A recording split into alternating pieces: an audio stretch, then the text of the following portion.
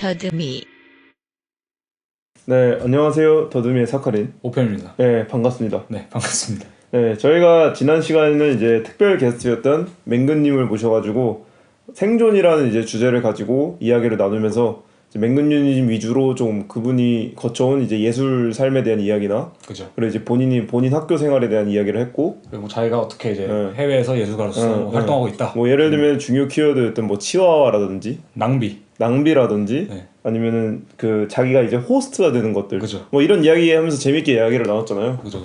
네, 이번 시간은 저희가 이번에는 게스트 없이 좀 같은 주제였던 이제 생존, 예술가로서 살아남는 방법에 좀 이야기를 하면서 둘이서 오늘은 좀 이야기를 나누면서 어떻게 한번 좀 풀어나갈지.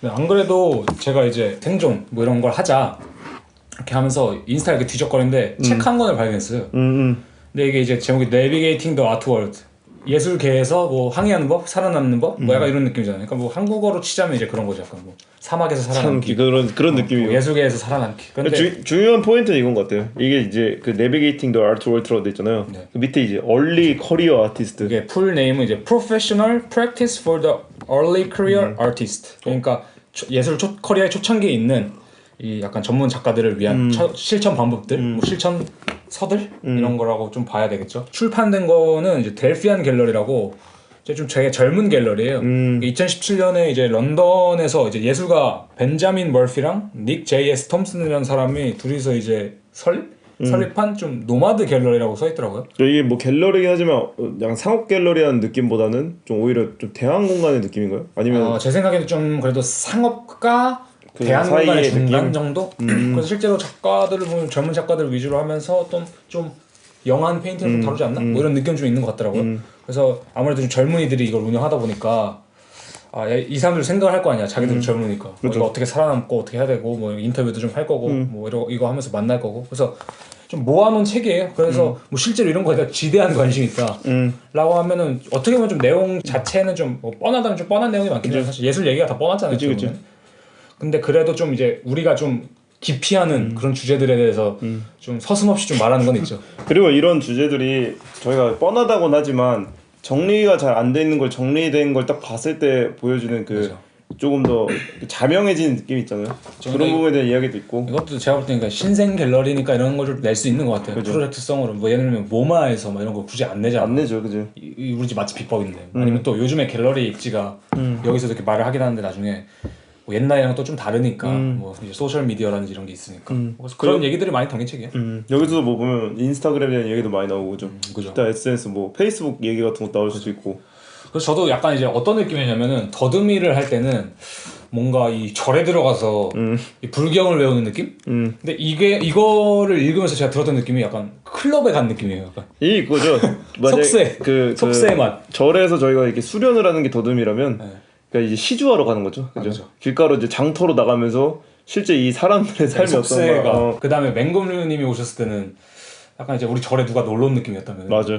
스님들 저거 이거 힘듭니다. 이게 좋습니다. 뭐 이런 걸 얘기하는 타임이었다면은 이거는 진짜 완전 속세. 그런 느낌이라서 사실은 그래서 굳이 뭐 따지자면은 이걸 지금 이게 나누는 게 맞나 싶긴 한데 뭐 어느 정도는 좀 상업적인 느낌도 확실히 있어요. 상업 그쵸. 갤러리 위주고 약간 좀 회화 작가들 좀 위주인 것 같기도 하고. 근데 재밌는 게 저희가 어쨌든 지금까지 다뤘던 건 작가에 대한 이해고 그냥 학문적인 관점에서 했잖아요. 근데 이런 부분도 한번 얘기를 나누면서 맞아요. 또 이제 청취자분들한테도 이런 것도 다루면 좀 재밌지 않을까? 괴가 달라요 확실히 내용이. 듣는 점이 있어. 그래서 어떤 면은 좀 불편하다 싶을 정도로 되게 이게 적나라한 것도 있고 어떤 부분은 타당한 말이다 되게 이런 부분도 있고 어떤 부분은 또 뭐 괜찮은 시선을 가졌네 이런 부분도 있는데 그래서 좀 나름 재밌다면 좀 재밌는 책이었어요. 그리고 또 이제 저희가 이 책만 준비한 건 아니에요. 그렇죠. 그 외에도 제가 이제 딱 세미나를 가지면서 이제 졸업을 앞둔 작가를 준비하는 학생들에 대한 그죠. 세미나였거든요. 맞아요. 거기서 이제 교수 한 분이 이제 이야기를 해주셨는데 되게 자명하고 그리고 이제 실제로 인실조시라고 하죠. 인생은 실전이다. 인생은 그 느낌으로 이제 어떻게 저희가 대처를 해야 되고 그리고 예술 시장의 흐름이 대략 어떤 식으로 흘러갔는지에 대한 이야기를 들었었기 때문에 마침 그걸 또 제가 좀 짧게 정리를 해서 이 책이랑 이야기를 같이 하면서 저희가 오늘은 좀 편하게 또 약간의 ASMR 느낌도 있고. 그리고 오늘은 어떤 느낌이냐면은 저번에는 이제 실제 이제 작가로 활동하시는 분의 약간 경험담을 듣는 느낌이었으면은 이번에는 그런 느낌이에요. 연애를 글로 배우는 느낌. 그죠. 오늘은 어떻게 살아야 되는지 그냥 우선 글로 배워보자. 뭐 실전은 이렇지 않을 수 있겠지만 그죠. 글로 한번 배워보자. 그죠. 이런 느낌이에요. 그래서 저희가 지금 이걸 녹음을 7월 지금 중순이잖아요. 그죠. 그렇게 해서 이제 또 1, 2편으로 해서 좀 길게 녹음을 해가지고 8월 달에 올리고 네. 이제 9월에는 오펜 씨의 이제 개인 사정도 있고 저도 이제 개인 사정이 있으니까 약간의 휴가 느낌으로 더듬이 휴가. 네, 저희가 그 한 달은 아마 다른 컨텐츠를 뭐 할 수 있다면 올릴 수 있으면 좋겠지만 네, 그렇죠. 아마 9월에는 한 달 정도 쉴게 될 것 같고 10월부터 다시 10월부터 작가를 이제 소개하는 식으로 네, 네. 갈 것 같습니다. 네, 맞아요. 예, 미리 얘기를 해드려야 이제 나중에 또 목 빠지게 기다리시는 것보단 그죠. 예. 은근히 또 그런 분들이 좀 계신 것 같아요. 몇몇 팬이 있죠. 그래서 그래요, 맞아요. 그래서 우선은 한번 이야기를 들어가봅시다. 그럼 이 책의 내용을 얘기하면서 중간 중간에 사카린 씨도 좀 이제 이야기를 해주실 건데. 그래서 딱 이 책의 처음에 조입부 제목이 이제 Forward 이게 이제 서론이죠, 서론. 그래서 On Being a Business, 비즈니스에 있는다는 게 무엇이냐 이렇게 이 얘기를 다룬 건데 딱 여기서 그 처음에 그 얘기를 하더라고. 예술가에게는 약간 두 가지 측면이 있다. 그래서 Creative Side, Creative Side라는 건 이제 우리가 작업을 만들어내는 거죠. 그래서 좋은 예술을 실제로 만들어내는 것, 그리고 비즈니스 사이드, 그다음 예술 작업을 보여주는 것 이렇게 말을 하더라고요. 그래서 첫 번째 측면에만 사실 우리는 되게 많은 것을 좀 생각하잖아요. 어떻게 하면 좋은 작업을 만들어내고 어떻게 해야 좋은 작업을 하고 그러면 자연스럽게 모든 게 따라올 것이다 이렇게 생각하지만 딱 이 책에서 처음에 말한 게 그거는 그렇지 않다. 네가 작가로 활동한다는 것은 그러니까 정육점이 제 생각인데 이거는 정육점이랑 비슷한 것 같아. 너가 고기를 팔 거면은 우리 고기가 왜 그러니까 맛있는 것도 중요하지만 그 홍보도 해야 되고 그다음 왜 맛있는 걸인지도 잘 알아야 돼. 내가 나를 이제 어필해야 될 세상이잖아. 그렇죠. 그러니까 비즈니스잖아. 정육점 운영하는 거는 내가 고기를 좋아한다고 하는 게 아니잖아. 예를 들면 그런 식으로 약간 예술가라는 게 단순히 그냥 뭐 골방에 박혀서 이렇게 막 창조력을 고뇌를 하다가 옛날 세상이죠, 그런 세상이 아니고 이제는 비즈니스의 세상이다. 뭐 그렇게 말해서 여기서 그런 말 하더라고요. 그래서 갤러리스트들이나 이제 약간 컬렉터들이 실제로 예술가를 서포트 해주기 전에 그 예술가들의 어떤 증명된 궤도를 확인하고 싶어한다. 그래서 이제 프로븐 트래젝토리 이렇게 말하는데 요즘에 뭐 다 그런지 모르겠는데 그들이 예술가를 실제로 어떤 서포트 하기 전에 엄청난 리서치를 많이 한다고 하더라고요. 왜냐면 인스타도 다 들어가 보고. 왜냐면 이 사람들도 사실 그걸 하고 싶지 않은 거죠. 리스크를 굳이 짊어질? 그죠. 그게 가장 큰 역할이지. 그 세미나에서도 딱 그러더라고요. 생각보다 이제 당연히 많은 갤러리스트랑 이런 큐레이터나 이런 서포터를 하려고 하는 사람들은 굳이 자기네들이 돈을 써가면서 리스크를 질 필요가 없으니까 유명한 작가의 기존 작품을 사는 거를 선호한다는 거예요. 근데 내가 내 작업이 정말로 그 뭐냐 의미가 있고 그리고 이것이 정말 나의 모든 것을 쏟아낸 작업이다. 뭐 이런 식으로 자기 혼자 생각을 한 것보다 내가 나를 드러내면서 뿜뿜뿜뿜 계속 프로모션을 해야 되는 거죠, 그죠? 저는 리스크가 되게 중요하다 생각하는 것 중 하나가 요즘에 소셜 미디어 때문에 사건이 많잖아요. 뭐 야구 선수가 뭐 예전에 썼던 글이 뭐 되게 막 이상한 글들이 많았거나 뭐 어떤 사람이 공무원이 됐는데 사실 막 그 사람이 옛날에 활동하던 인터넷 사이트에 올린 글이 대단히 이상하다거나. 근데 그런 거랑 비슷한 의미로도 내가 서포트할 작가고 우리 갤러리에 들어올 작가고 뭐 아니면 내가 밀어주고 싶은 작가다 라고 했을 때 당연히 리서치를 할 수밖에 없잖아. 그치. 왜냐면 인스타에 갔는데 얘가 맨날 뭐 약에 쩔어 있어. 예를 들자면 딱 누가 봐도 그 다음에 되게 위험한 발언들 엄청 해. 그러면 사실 그 리스크를 짊어지지 않을 수도 있고 아니면 그게 뭐 매력으로 작동할 수도 있겠지만 아니면 약간 여기서 말하는 있을 그런 것도 있을 것 같아요. 얘가 이 작업이 정말 오랜 시간 심사숙고하면서 이제 뽀록이냐 아니냐 뽀록인지 그러니까 툭 나와서 그냥 그대로 훅 사라져버릴 증발될 작업인지 아니면 오래 갈 딱 직업인지 그게 딱 보이잖아요. 본인의 이제 포트폴리오 같은 것도 딱 보면서 딱 얘가 어떻게 발전 과정을 거쳤는지 이런 것도 중요하고. 그래서 여기서도 이제 소셜 미디어를 그래서 주되게 뽑는데 그게 되게 중요한 역할을 한다고 해요. 왜냐면 우리가 리서치를 그렇게 통해서 하니까. 그래서 옛날 웹사이트 혹은 뭐 다른 거랑 되게 차이점을 뭐라고 하냐면 스태틱 한마디로 정적인 것과 다이나믹 되게 유동적이고 계속 움직이는 거 역동적인 그거에 약간 그 뭐랄까 콘트라스트를 이제 말하면서 대비를 말하면서 실제로 인스타그램이나 어떤 소셜미디어는 그 작가에 대한 가장 프레시한 정보들을 계속해서 업데이트 해주기 때문에 자기가 올리는 건데 그지? 네. 그렇기 때문에 이게 정보도 더 믿을만 하다는 거지. 그러니까 실제로 나도 작가를 판단할 때 웹사이트가 얼마나 깔끔하냐 이건 중요한 게 아니야. 그 사람의 인스타그램이나 이런 게 뭐 예를 들면 연인이랑 비슷한 거지.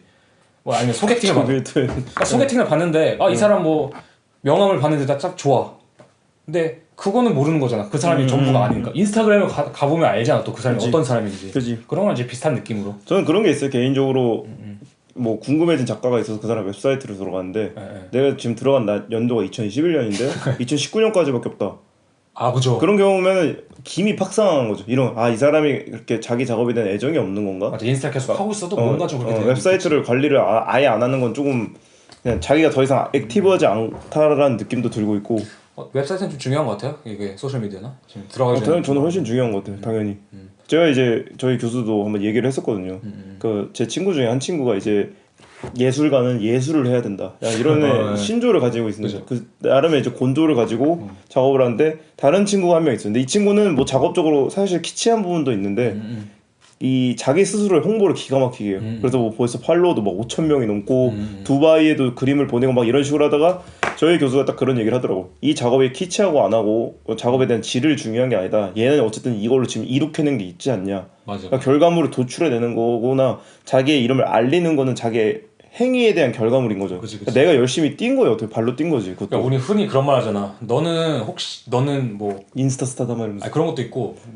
넌 왜 예술을 하냐? 라고 했을 때 난 다른 사람들 보여주고 싶어서 라고 말을 많이 하잖아. 그러니까 그럼 너 혼자 그냥 섬에 가서 그림 그려 막 이런 식으로 되는 말도 있잖아. 맞아. 근데 그러니까 결국 여기서 이게 비즈니스 사이드거든요. 그게 나는 내 예술 보여주고 싶기 때문에 한 거기 때문에 이 시대는 그리고 더 많은 이제 경쟁자들이라고 할까? 굳이 말하면? 그치. 그러니까 인스타나 이런 소셜미디어를 통해서 더 많은 사람들이 계속해서 등장하고 나보다 프레시하게 정보를 접할 사람이 훨씬 많으면 날 찾을 여유가 없지. 맞아. 그런 거 비슷하게 그러니까 그 아까 말하신 두 번째 친구는 이제 비즈니스 사이드를 충분히 잘 실현하고 있고 그런 면에서 이제 교수가 이제 얘는 분명히 이룩한 게 있다.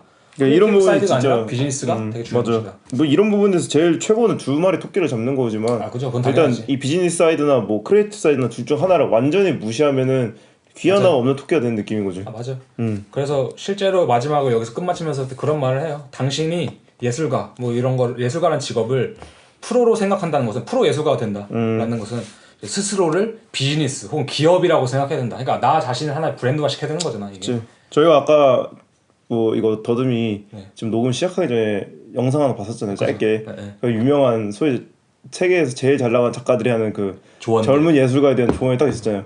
너를 브랜드화 시키라고. 그죠?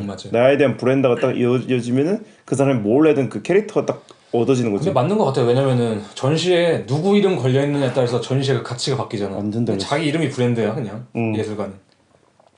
뭐 예를 들어서 어떤 조그만 갤러리인데 거기에 갑자기 뭐 야나오일로 써봤어요. 다 한 번쯤 가보려고 하지, 그치? 무조건 궁금하니까. 그리고 실제로 야나오일로 얘기해서 그런데 저희가 더듬이에서 소개했던 작가들 중에 인스타그램이 없는 사람 야나오일로밖에 없는 것 같아.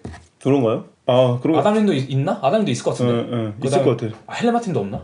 헬렌 마틴도 없죠. 그러니까 두 명이 약간 좀 비슷한 부류의 트루시키노이, 썽띠우, 버니 로저스 뭐 다 대부분 있잖아. 그렇죠. 버니 로저스도 조금 은둔형의 느낌의 인스타고. 그죠. 그것도 근데 본인의 작업에 대한 캐릭터랑 잘 맞아요. 이것도 좀 이따 그거에 대해서 할 얘기 있어. 그래. 그 전략으로. 그래서 두 번째 빨리 넘어가 봅시다. 네. 두 번째는 이제 라이터스 블락. 그러니까 흔히 라이터스 블락이라고 하면 이제 이센스 씨가 이게 그렇죠. 그 노래가 있죠. 근데 라이터스 블락을 한국어로 뭐라고 하지 정확히? 약간 슬럼프 같은 건데 이게 막히는 거 있잖아요. 그러니까 글 쓰는 사람이 글 쓰다 턱 막히게 되는 부분 있잖아요. 그래서 그걸 라이터스 블락이라고 하거든요. 그래서 이제 굳이 말하면 우리가 예술 작업을 하다가 잘 안 될 때, 뭐 더 이상 뭔가 안 될 때, 근데 여기서 이제 그런 말을 하더라고요. 예술가는 언제나 창작 활동에 막힌 때가 있는데 그 이제 영감이 떠오르지 않을 때. 그런 이런 적 있나요? 영감이 안 떠오르는 적? 그건 누구나 있죠. 그렇지. 영감이라고 표현할 수도 있고 여러 가지 표현할 수 있겠는데 뭔가 그냥 작업이 안 될 때 있잖아. 맞아. 예를 들자면 그냥 손에도 잘 안 잡히고. 맞아. 그럴 때 중요한 게 여기서 뭐라고 말하냐면은 이런 시간에 너무 다시 그 작업을 하기 위해서 안간힘을 쓰지 마라. 왜냐면 이건 내가 자연스러운 그 파도와 같은 거잖아. 그지. 높낮이가 있는 것처럼. 그래서 이럴 때 막 그걸 억지로 하려고 막 억지로 시간을 투자하고 막 그러지 말고 여기서 이제 말한 게 아니 그럴 때 차라리 행정적인 걸 더 많이 해라. 그리고 예를 들면 웹사이트를 만든다든지 그런 포트폴리오를 다시 한번 본다든지 그치. 뭐 내 아티스트 스테이트 먼저 한번 고친다든지 그지. 뭐 아니면은 친구가 오프닝하면 오프닝 가서 놀고 오든지 그런 것도 생산적이잖아. 그치. 아니면 뭐 여기서는 하다못해 작업실이라 치워라. 그러니까 우울해서 뭐 우울하다고 누워 있거나 뭐 고뇌하지 말고. 나 왜 작업이 안 돼? 여기 엉덩이 힘으로 하는 거 아니니까. 맛있는 거나 먹으러 가라. 어쩌면 그지. 그러니까 더 행정적인 뭐 이럴 때 오히려 그리고 행정적인 걸 해야 된다.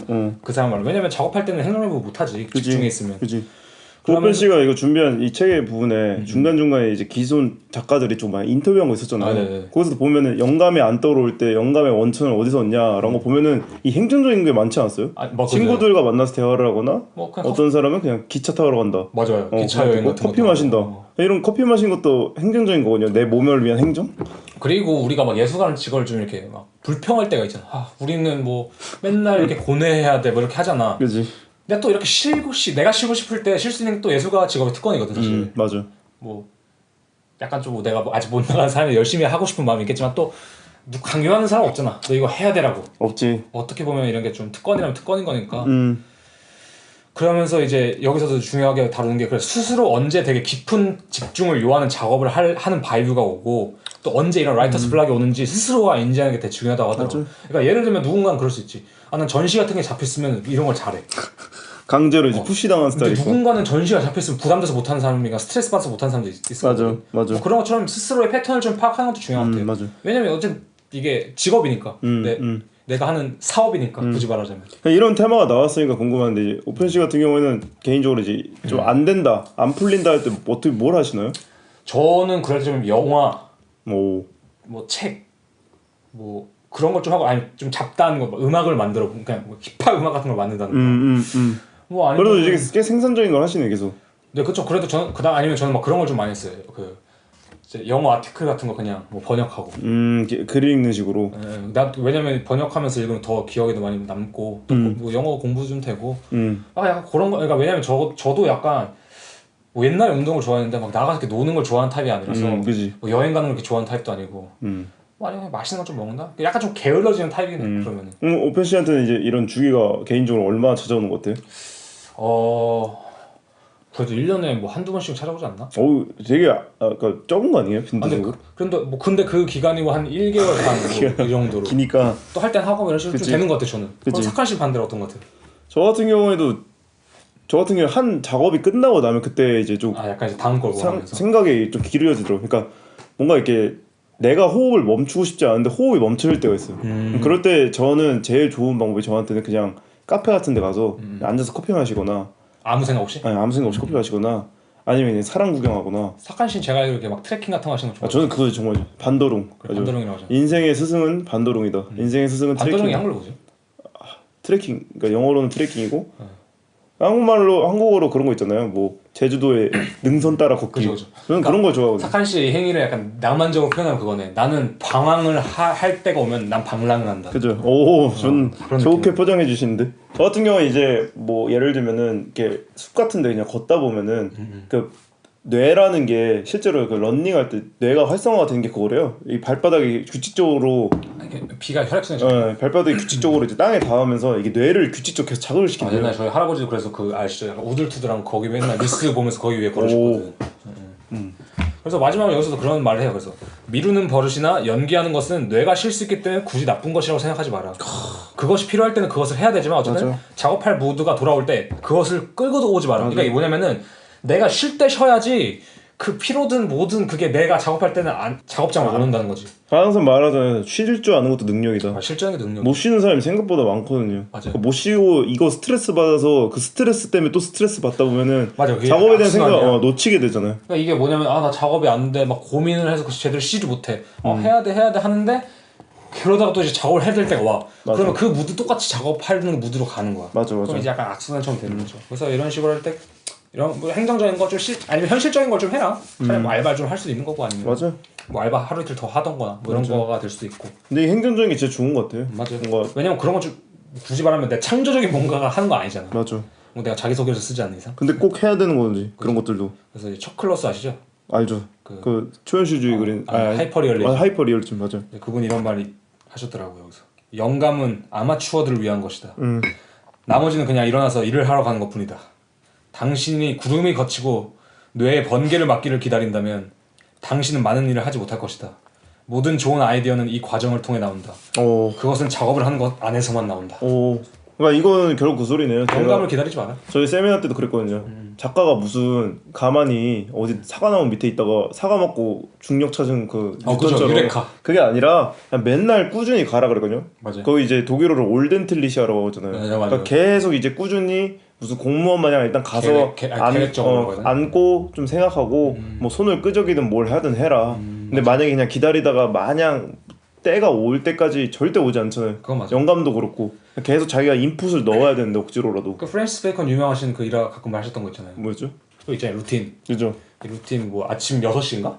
그 프란스 베이컨 인터뷰한 책이 있잖아요. 네. 그 사람 보면 딱 그러거든요. 아침 자기는 꼭 8시쯤이나 9시쯤에 작업을 시작을 해서 5시에서 저녁 6시까지는 무조건 작업에 풀 집중을 하고 맞아, 그리고 이제 저녁 6시부터 뭐 저녁 식사와 함께 간단하게 바에서 이제 사교 시간 그죠. 갖고 집에 와서 잔다. 맞아.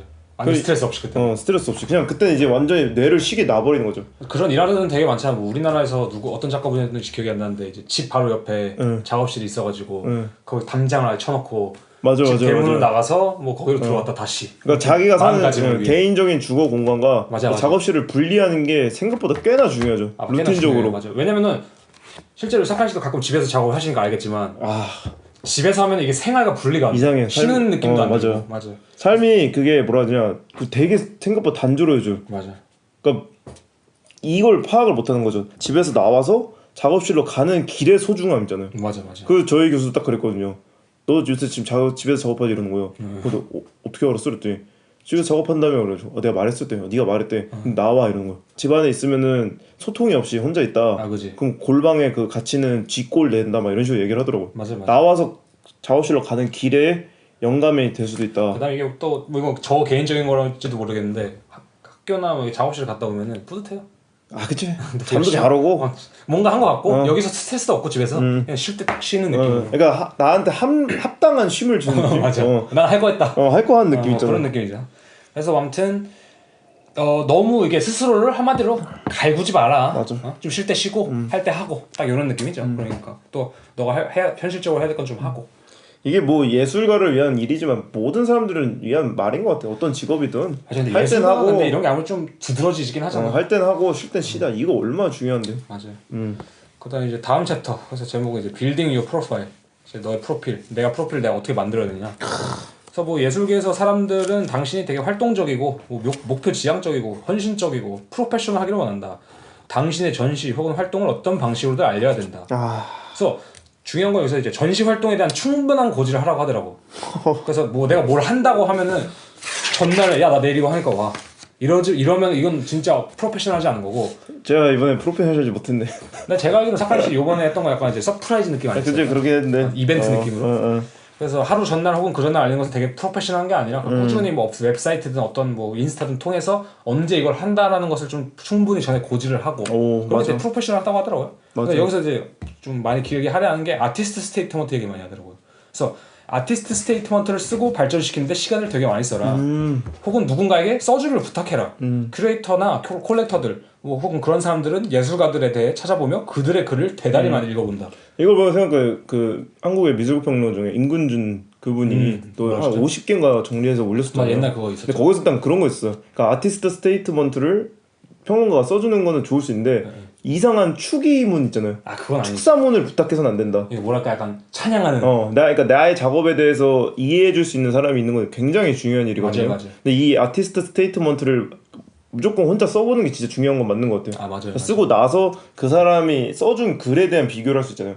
내가 내 생각에 대해 어떤 거고 남이 보는 내 생각이 어떤 건지. 그리고 그런 글이 있어야 또 더 잘 써줄 수도 있는 거고. 맞아. 뭐 글빨이 없는 사람도 있잖아. 맞아. 그런 사람들은 뭐 충분히 부탁할 수 있는 거고. 그래서 여기서 이렇게 말하는 게 아티스트 스테이트먼트라는 게 우리가 그냥 뭐 부가적으로 그냥 글을 써놓는 거 아니야? 정도로 생각하지만 생각보다 꽤나 딜 브레이커라고 하거든요. 한마디로 뭐라고 딜 브레이커니까 판도를 바꿀 수 있는 카드가 될 수도 있다 이게. 그러니까 그때도 이제 맹근우 씨가 비슷한 말 했어요. 그때 방송에서 맞아 했었어요. 술을 한잔 할 때 했는지 모르겠는데 작업 중요하지 않다. 글이 더 중요하다. 이 말 하셨거든요 그때. 맹근유님은 그때 약간 이 아티스트 스테이트먼트를 쓰는 것도 전략적으로 해야 된다 그랬잖아요. 맞아, 그 사람이 좋아하는 그 취향이라든지 이런 것도 고려해야 된다. 맞아.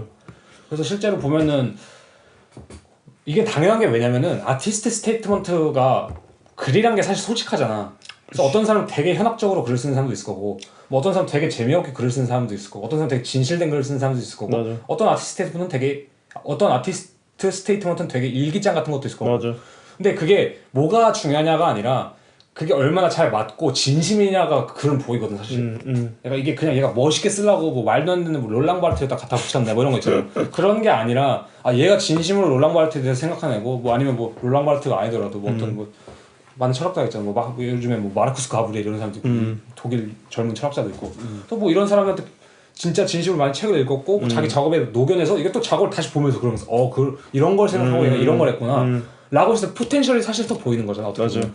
그러니까 내가 이해를 하게 되잖아. 맞아. 근데 이게 그냥 말도 안 되게 현학적으로 쓴 글은 그냥 멋부리려 쓴 걸 수도 있고 아니면 진짜 글을 되게 유치하게 썼어도 너무 매력적인 글이고 뭐 이 사람 잘 어울리면 맛있게 써야 돼. 자기랑 잘 어울리는 글 써야 되거든. 아티스트 스테이트먼트를 뭐 오펜 씨도 꽤 읽어봤을 거 아니에요. 웹사이트도 그렇고 여러 군데 들어보면 가끔 이 아티스트 스테이트만 이 첫 문장만 읽어도 작업을 보기 싫어지는 아티스트 스테이트먼트가 있어요. 맞아요, 근데 이게 맞아요. 진짜 중요해요. 첫 문장이나 아니면 뭐 전체적인 맥락에서 과연 내가 뭔 얘기를 하고 싶은지. 맞아. 그리고 헬렌 마틴 같은 경우에는 오히려 아티스트 스테이트먼트 쓰는 걸 좀 별로로 생각했잖아요. 이게 지금 오히려 자기의 작업 세계를 좀 뭐라 하지 고착화시킨다 그러나 단어로 묶이는 느낌? 맞아요. 그런 것도 조심해야 되고. 근데 그거조차 자신의 아티스트 스테이트먼트인 거야 사실은. 그지? 그거조차 되지. 그리고 그게 중요한 게 작업보다도 사실은 그 사람을 더 잘 보여주는 걸 수도 있어.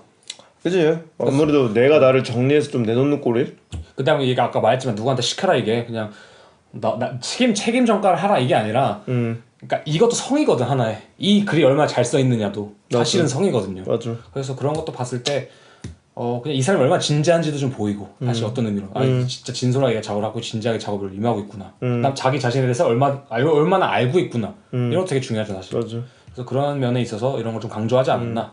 그리고 홍보도 진짜 중요한 거 맞는 것 같아요. 홍보? 예. 홍보에 저도 뭐 아까 방금 살짝 얘기를 했지만 제가 이번에 뭐 깜짝 서프라이즈로 어떤 작업을 했다고 하더라도 이것이 막상 하고 나니까 좀 아쉬운 게 그거였잖아요. 그죠. 오펜 씨도 저한테 이제 약간의 피드백을 줬었고 맞아. 다른 친구들도 이제 피드백을 줬던 게 이게 좀 더 대규모로 이제 사람들이 많이 와서 구경하고 같이 즐겼으면 더 재밌는 분위기가 형성됐겠다. 칸 씨가 기대했던 그 옛날 게릴라 콘서트 하나 둘 셋 하면 와 안 되는 쓰고 있어요. 눈물 흘리고 이런 거였는데 그런 거였는데 이제 그래도 참 이런 거 보니까 딱 제가 공감이 많이 되네요. 하루 전날 혹은 그 전날 알린 것은. 그리고 이게 홍보도 홍보인데 홍보물을 얼마나 잘 만드느냐도 중요해요. 그게 맞아. 매력적으로 얼마나 잘 만드느냐. 맞아요. 사실은 전시란 게 그렇거든요. 그러니까 인스타도 똑같고 전시 내가 길거리에서 보는 그런 것도 똑같고 포스터도 똑같은데 이 전시를 가고 싶으냐 마냐는 그 포스터에서 솔직히 50%는 판단을 못해. 맞아. 포스터가 세련되면 맛있어. 우선 가고 싶고 한번 궁금해지잖아. 맞아. 그러니까 그걸 얼마나 잘 뽑느냐 되게 중요하고. 저도 이제 인스타를 그래도 요새 좀 활동을 하는 거 보니까 하면서 느낀 건데 인스타에 이제 정말 속물적인 얘기예요. 이 좋아요 개수 있잖아요. 그지. 이 좋아요 개수가 많은 법이 뭔지 알아요? 뭐야? 자기가 어떤 전시나 뭔가를 알린다고 사진을 여러 장 한꺼번에 포스팅할 때가 있잖아요. 한 게시물에. 그 첫 사진이 정말 중요해요. 그게 좋으면 첫 사진이 재밌어야 돼. 그러니까 첫 사진이 이목을 끌어야 둘째로 이렇게 슬라이딩 넘기는 게 맞아. 그렇게 되더라고요. 저도 그렇게 되고. 맞아. 저도 이제 다른 사람 게시물을 봤을 때 이게 비단 예술이 아니라 웃긴 글 같은 거 있잖아 인스타에서. 그 웃긴 글이 처음에 궁금하게 만들어야 돼. 어그로 끌어야 돼. 어그로 끌어야 되는 거야 이게 정확히. 예술가는 어그로를 잘 끌어야 돼. 어그로를 좀 세련되게 끌면 좋다. 맞아. 그러니까 세련됐다는 게 무조건 뭐 디자인적으로 세련됐다기보다도 자신의 감성에 맞게 맞아. 좀 잘 뽑아내면 좋다. 그래서 이제 다음 측면 이제 일단은 locating on an audience 이제 뭐 관객을 특정하는 거, 뭐 관객을 위치시킨다. 그래서 여기서 이제 다루는 거는 이제 그 내용이에요. 만일 당신이 관객 혹은 관심을 받는 것이 되게 어려움을 느낀다면, 그러니까 그런 게 많이 안 온다면, 관객이 많이 안 오거나 뭐 관심이 많이 안 온다라고 할 때 보통 세 가지 이유가 있대. 첫 번째는 it isn't original. 너의 오리지널리티가 없기 때문에. 그래서 여기서는 이제 그렇게 말을 하더라고요. 당신은 당신의 작업이 완전히 자유로운 상태에서 여러 가지를 시도하며 발전시켜야 한다. 그리고 이 자유가 생길 때 오리지널리티는 따라온다. 그러니까 우리가 강박적으로 내 오리지널리티는 뭘까를 찾는 게 아니라, 그러니까 그걸 막 이렇게 막 만들어내는 게 아니라 내가 우선 자유로운 상태에서 자유롭게 해야지 역설적으로 오리지널리티는 따라온다. 맞아. 이렇게 말을 하더라고요. 그래서 여기서 딱 말하는 게 예술가들은 자신의 스타일을 창조해내는 것이 아니라 안돼 이거 찾아내는 것이다. 맞아. 그래서 실제로 막 그런 걸 뭔가 요즘에 유행하는 거를 막 조합해서 나만의 스타일을 만들어보자라고 할 수도 있잖아. 근데 그게 오리지널리티는 좀 아닐 수 있다. 맞아. 그다음 여기서 이제 말하는 게 최대한 많은 재료, 주제, 접근 방식을 차용해서 그것으로 생각하고 실험해라. 그래서 개인의 스타일은 그 잠재의 의식, 여기서 subconsciously라고 하는데 반무의식적으로 이게 개인의 스타일은 어디서 나냐? 그 반무의식적으로 작업에 반복되는 그 패턴들이 분명히 존재하고 맞아. 그것이 서로에게 쌓여가면서 자연스럽게 형성되는 것이라고 하더라고요. 맞아. 그래서 만약에 내 작업에 충분한 관심을 받지 못하고 관객들이 별로 이렇게 뭐 잘 찾지 않는 것 같다라고 하면 첫 번째는 이걸 수 있다. 그러니까 개인적인 작업에 스타일이 아직 좀 오리지널이 구축이 없다. 덜 됐거나 아니면 좀 한마디로 그거죠. 작업이 좀 재미가 없다. 그죠 말하면. 중요한 건 이거예요. 이 오리지널들을 획득하려면 그 세미나 때는 딱 그랬거든요. 다른 작업을 많이 보라고. 여기서 다른 똑같은 말 사람 하잖아. 작업을 많이 봐야 그 사람이 한 행위를 피할 수 있다. 그래서 직구를 헛수고하지 마라. 그죠. 많이 봐서 여기도 그러니까 이거를 어떤 식으로 예시를 들 수 있냐면은 우리가 이제 그 뭐 만들 때 차례 같은 걸로 가산법, 가감법 이렇게 말하잖아. 뭐 더하고 빼고 이런 식의. 근데 여기서 스타일을 말한 건 개인의 스타일은 오리지널리티는 가산법이 아니야. 내가 이걸 쌓고 저걸 쌓고 저걸 쌓고 해서 나오는 게 오리지널리티가 아니라 말 그대로 이제 교수 그분도 말한 것처럼 많은 걸 최대한 받아들이고 거기서 빼내고 필터링 해낼 때 내 스타일이 나오는 것이다. 맞아. 그래서 그런 말이랑 좀 비슷한 것 같아요. 그러니까 자기가 관심 있는 전시를 가는 것도 중요한데 관심 없는 전시 가는 것도 중요해, 그죠? 그리고 실제로 학생들 보면은 다 자기 취향들 있잖아. 그냥 취향이 특히 센 애들은 보면은 진짜 그거밖에 안 봐요. 맞아. 자기가 좋아하는 것만. 응. 그러니까 예를 들면은 여기서도 실제 그 말이 있었는데 너가 큐비스트 페인팅만 보면은 넌 당연히 큐비스트밖에 그릴 수 그치. 없다. 너가 거기서 뭔 짓을 하든 그치. 거기서 너의 오리지널리티는 절대 나올 수 없다. 맞아. 그렇게 말하거든요. 맞아. 그래서 충분히 많이 봐라. 두 번째, it isn't considered. 그러니까 충분히 고려되지 않았다. 뭐 이런 건데, 그래서 제대로 된 크리틱을 받지 않은 것. 그래서 작업을 완벽하다고 여기는 것은 그것이 더 이상 발전할 수 없으며 고이게 된다는 것을 뜻한다. 그래서 단순히 너 진짜 작업 쩐다. 뭐 인터레스팅하다. 뭐 흠터레스팅하다. 이런 칭찬을 받지 말고 최대한 많은 크리틱의 소스들을 찾으라고 말을 하더라고요. 뭐 교수가 될 수도 있고 친구가 될 수도 있고 뭐 아니면 인터넷이 될 수도 있고 여러 가지 찾으면 좋죠. 그다음 여기서 오히려 그걸 말하더라고. 그들에게 당신에게 모질게 얘기해주고서 권하래요. 그러니까 진짜 솔직하게 말해야 된다. 그런 식으로 이끌어. 그러니까 왜냐면은 솔직히 말하면 누구도 내 작업에 대해서 그렇게 남 작업에 대해서 그렇게 말하고 싶지 않아. 딱히. 맞아. 뭐 진짜 아끼는 나도 상처 주고 싶지 않지. 상처 주고 싶지 않지. 그냥 좋은 게 좋은 건데. 맞아. 그렇기 때문에 당사자가 먼저 진짜 나 괜찮으니까. 근데 이것도 좀 부담스럽긴 해. 진짜 까놓고 얘기해봐. 이런 오늘까지는 참을게 내가. 친구가 한 명이 그랬거든요. 솔직하게 말해달라. 그래서 제가 그냥 그러면 솔직하게 말할게 이러고 이제 1시간을 후드려 폈죠. 그때 이제 그 친구가 이제 의기소침해지더라고. 얼굴이 이제 표정이. 그리고 이제 재밌는 게 제가 이제 친한 친구 중에 한 명이 이제 졸업을 한 지 딱 이 포지션이잖아요. 네, 그죠. 그 피 모양이라고 있는데. 피 모양? 네. 피 모양. 피 모양인데 이제 그분이 이제 어쨌든 이사를 갔어요. 그래서 이제 작업을 하면서 본인이 이제 초기 작가로 살아가면서 제가 1년 뒤에 만나서 얘기를 하는데 그러더라고. 뭐가 제일 힘드냐 제가 물어봤죠. 코로나 이 시간대. 그래서 이러더라고. 예전에 학교에서 공부를 할 때는 나의 작업을 크리틱해줄 친구가 주변에 있으면 바로 손을 붙잡고 데려가서 얘기를 할 수 있었는데 그게 없으니까 내가 내 작업이 옳게 가고 있는지 아닌지를 모르겠다는 거예요. 그죠. 그러니까 이런 게 이 가감법을 해줄 친구가 없는 거예요. 맞아. 나는 어쨌든 정보를 흡수하고 있고 뭔가를 계속 쏟아내고 있는데 여기서 도대체 뭐가 맞게 혹은 틀리게 하고 있는지 모르는 거죠. 그래서 여기서도 말하는 게 중요한 건 크리틱을 받는 것도 중요한데 최대한 많은 사람한테 받는 것도 중요하고 맞아. 그것도 중요한 건 최대한 객관적으로 판단해서 생각하고 되게 고려하라고 해요. 그러니까 모든 것에 그렇다고 모든 것이 맞는 게 아니잖아. 그러니까 윌리엄 캔드리지도 아까 여기서 저희가 봤던 영상에 그러잖아요. 뭐 엄청나게 많은 조언들이 있을 것이고 뭐 크리틱들이 있을 것인데 대부분 필요 없다. 대부분 필요 없는 것이다 사실. 너가 분명히 또 생각하는 거 있는 것도 있으니까 맞아.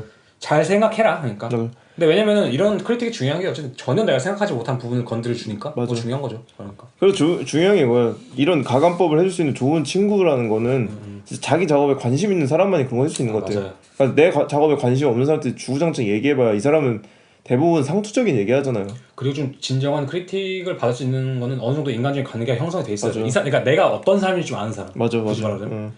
아니면 완전히 그 사람 입장에서만 얘기한 거니까 사실.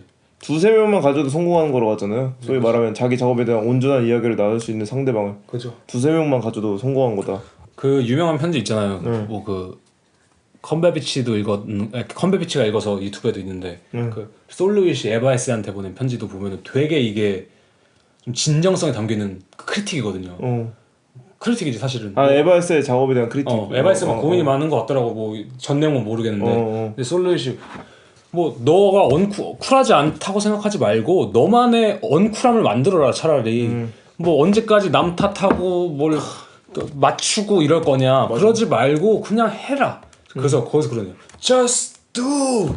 거기에 편지 그렇게 크게 써놨나요? 저거 우리 그건 컨베비치가 강조한 건지. 그래서 just do 그냥 그러니까 아무튼 그런 친구들이 있으면 좋지 확실히 내가 말하는 거는.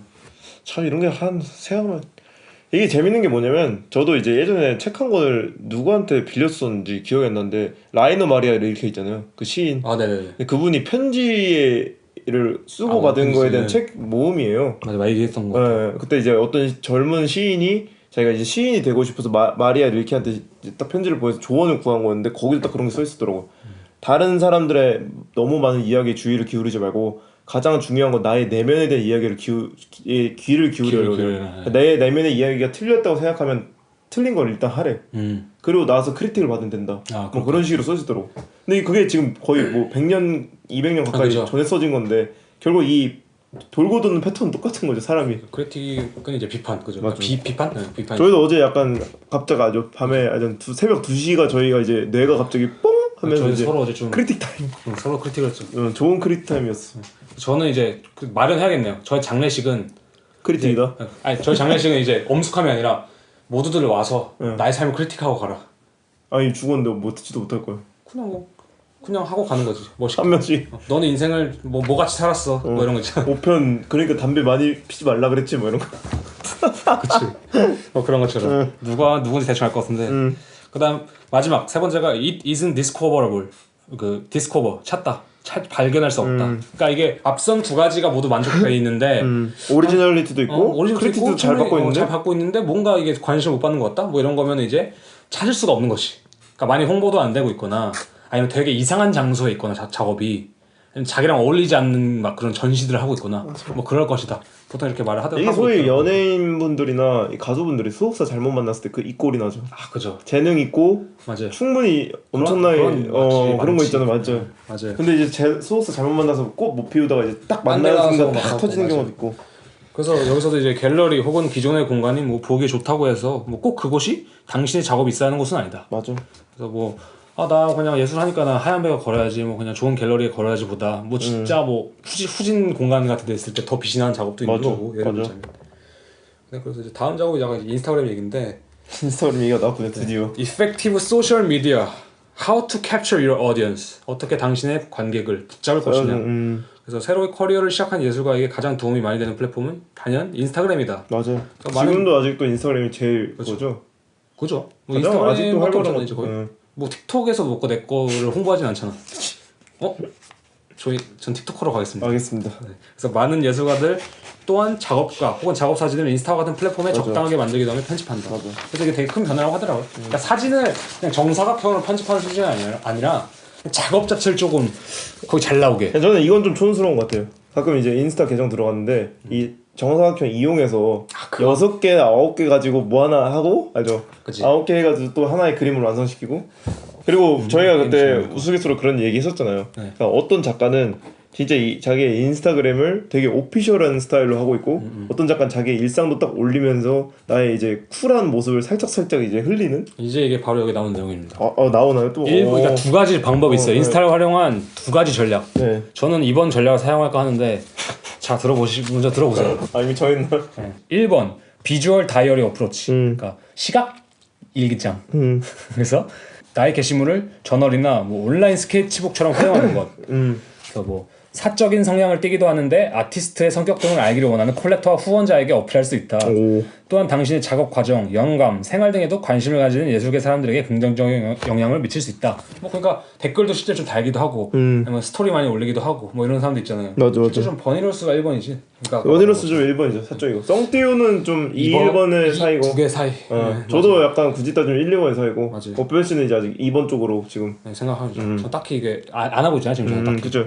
2번을 좀 소개시켜 주죠. 2번은 이제 갤러리 어프로치.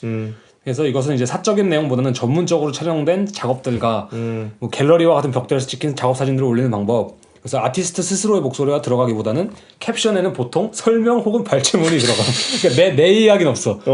누가 모노폴 매거진 10월 호에서 이런 얘기를 했다. 뭐 이런 거 있잖아. 뭐 한스 울리시 올스타인 이런 얘기 했다. 이런 것처럼.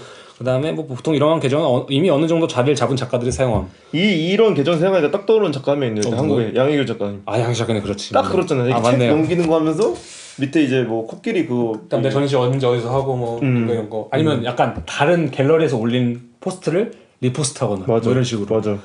그다음에 여기서 이제 전문성이 강조되기 때문에 디자이너 혹은 일러스트레이터들도 많이 사용함. 이렇게 써 있더라고요. 어떻게 생각하세요? 저는 이게 참 이것도 줄타기가 중요한 것 같아. 그러니까 1번에 인스타로 가는 것도 그 매력이 있거든요. 그지. 뭐 이런 성띠우 작가라든지 버니로스 작가도 이 개인 인스타를 보면서 전 재밌었거든요 개인적으로. 되게 내가 작가로만 작업으로만 봤던 부분이랑 이 사람들이 이제 개인적 사생활을 나타냈을 때 재밌는 것. 관찰 예능이 유명한 것도 그런 거잖아요. 비하인드 스토리가 보이는 느낌. 비하인드 스토리가 보여요. 그런 것도 있고 2번 인스타 같은 경우에는 조금 당연히 보기에는 좀 딱딱하긴 하지만 그치. 그게 이제 잘 정리돼서 나타날 때 오는 이야 그리고 짬이 쌓였을 때 오는 또 권위성이랄까? 전문성이 그 있잖아. 맛이 있죠. 그래서 확실히 버니로스도 게시물 많고 예를 들면 다 게시물 많아도 그냥 일상 인스타잖아 어쨌든. 맞아요. 그래서 뭐 그렇다 하는데 또 이제 아까 양희 작가님 좋은 예시 같은데 뭐 양희 작가님 거 들어가면 양희 작가님 진짜 뭐 그런 게 보여줬다. 하시는구나 이렇게. 에로인붐 생각이 독일 유명한 에로인 웜이라고 하죠. 에로인붐, 예. 에로인붐 작가도 보면은 2번 이거는 2번 스타일인데 약간의 1번의 색을 녹인 2번이 그리고 아니면 두 개 계정을 다 활용한 사람도 있잖아. 맞아요. 작업 계정과 뭐 일상 계정 이런 식으로. 디자이너 중에 버지라블로 그죠. 그 사람은 완전 2번의 특화의 절정 맞아요. 이런 느낌도 있고 뭐 그런 것도 있고. 여기 딱 써있는 진짜 맞네요. 디자이너 디자이너 디자이너들 보면은 뭐 배트몽도 보면은 오피셜한 계정을 쓰는 것도 있고 그렇죠. 거기 말 그대로 브랜드긴 하니까 그죠. 근데 요즘에는 그런 브랜드들도 소통을 되게 많이 하려고 해서 맞아. 1번식의 성향을 좀 띠기도 해. 맞아. 댓글들도 다 답변해 주는 데도 있고 막 예를 들자면. 맞아. 그래서 이런 인스타를 사용하는데 보통 뭐 누가 전략이 있겠냐만 뭐 좀 생각해보면 좋을 수 있다. 근데 확실히 제가 볼 때는 또 이 컨셉을 아예 생각 안 하는 것도 뻥이야. 아유 안 할 수가 없죠. 그러니까 내가 작가로서 활동을 하고 있는데 나 그냥 내가 인스타 하는 건데? 라고 하기에는 맞아. 이걸 생각 안 할 수는 없는 것 같긴 해요. 어느 정도. 재밌는 게 인스타 뭐 스토리나 게시물 올리는 거 보면은 그 사람 스타일이 나와요. 성격이 나와요. 성격이 나와. 제가 아는 친구 한 명은 하루에 스토리를 거의 한 20개를 올리거든요. 오. 얇아지잖아요. 진짜. 그치. 그럼 보면 야 얘는 지치지도 않나 이 느낌들. 그러면 차단당해. 네? 그럼 나중에 숨김 당해. 숨김. 제가요 아니면 그게 실제로 많이 올리는 애들 거를 너무 많이 올리니까 지치니까 안 보이게 사람들 숨기는 애들 많아요. 그럴 수 있어. 그래서 그런 기능도 맞아. 있지. 그래서 여기서 이제 참여를 유도하기, 뭐 드라이브 인게이지먼트로 해서 참여를 유도하는 건데 와 참여를 유도하는 여러 가지 방법이 있지만 중요한 것은 진실됨이다. 그러니까 인스타가 진실돼야 돼. 당신이 원하는 것은 코멘트, 리포스트, DM, 라이크다, 좋아요다. 근데 코멘트를 달 때 당신은 그저 이런 것도 나와 있는 책이 책에 나와 있는 거 내가 생각한 걸 쓴 게 아니야. 미치겠네 이거. 코멘트를 달 때 당신은 그저 좋은 작업이네요 보단 굿 워크 이런 거보다 좀 더 인간적인 무엇을 달아야 된다. 네, 이런 거 코멘트에 불꽃 하나 달면 섭섭해. 빠르거든. 그래서 실제로 어떤 계정은 복붙해놓은 듯이 막 적당한 말 혹은 이모티콘을 남발하기도 하는데 맞네. 그것은 절대 좋은 게 아니다. 당신의 사진에 달린 그 코멘트를 그냥 라이크하는 것도 좋지만 가능하다면 뭐 코멘트를 통해서든 DM을 통해서 이야기를 해보는 것도 좋다. 또한 내가 코멘트를 달 때 이 작업을 좋다 했을 때 좋은 이유를 좀 간단하게라도 서술한다거나 해야 하는 게 좋다. 왜냐면 그게 인간적인 관계를 좀 디벨롭하는 거잖아.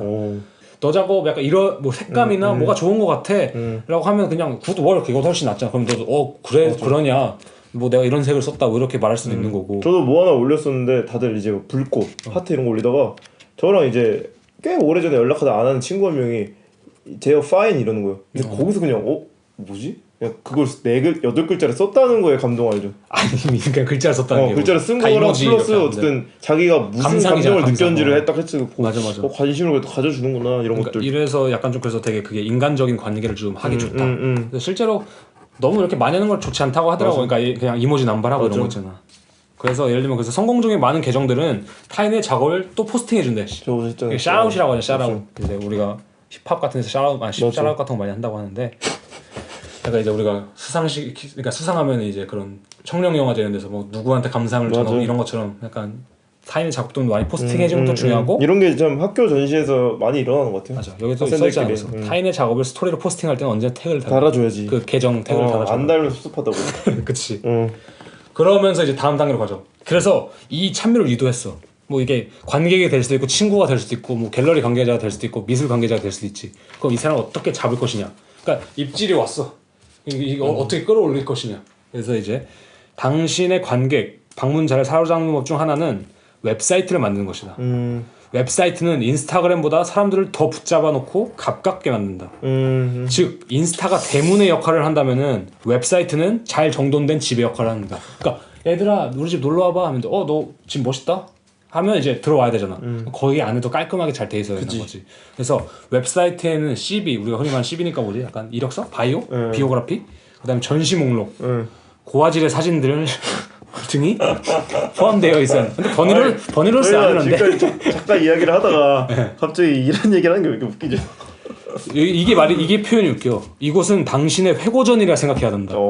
당신의 베스트 워크만 고화질로 포함이 돼야 된다. 근데 이것도 좀 이 사람들의 생각인 것 같아. 이 사람들 생각이지. 저희 버니로스 사이트 저희가 안 그러지. 기고했었잖아요. 그런 거나 몇몇 작가들 사이트 들어가 보면 개성이 있어요. 그지? 개성 있어야 돼. 근데 CV는 확실히 중요한 것 같아.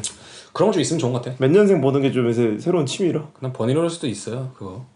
다 이제 다 있어. 정리됐죠. 그다음 버니로스가 홈페이지 대문만 그렇지. 사실 작업 정리 잘 돼 있어. 맞아. 그리고 성띠가 약간 모범. 그치 성격 모범생. 모범생이고 확실히.